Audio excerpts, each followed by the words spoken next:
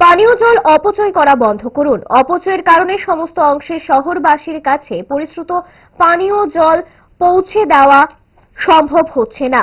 নগরবাসীর প্রতি এই আহ্বান জানিয়েছেন আগরতলা পৌর নিগমের মেয়র দীপক মজুমদার। চলছে আগরতলা পৌর নিগমের ৪র্থ বর্ষ পূর্তি। আজ সেই পূর্তি পালনে মেয়র ছিলেন পৌর নিগমের ৪ নম্বর ওয়ার্ডে। সেখানে আয়োজন করা হয়েছিল এলাকার দুস্থদের মধ্যে শীত বস্ত্র বিতরণ কর্মসূচি।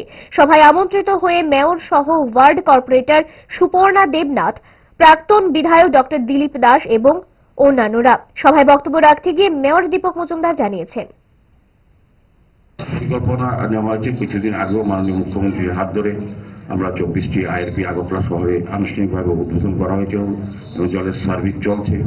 আগামী কিছুদিনের মধ্যে বাকি আইআরপিগুলিও আমাদের রেডি। অমৃত 2, অমৃত 1 এর যে প্রকল্প যে আওতাধীন সেই প্রকল্পগুলি রেডি হয়ে গেছে, এটা আনুষ্ঠানিকভাবে উদ্বোধন হবে এবং নতুন করে কিছু কিছু প্রজেক্ট নেওয়া হচ্ছে। কিছুদিন আগেও 5.5 MLE মাস্টার পাড়াতে বর্তমানে বিধানসভা কেন্দ্রে মাননীয় মুখ্যমন্ত্রীর নেতৃত্বে কাজ শুরু হয়েছে, ভূমি পূজন হয়েছে।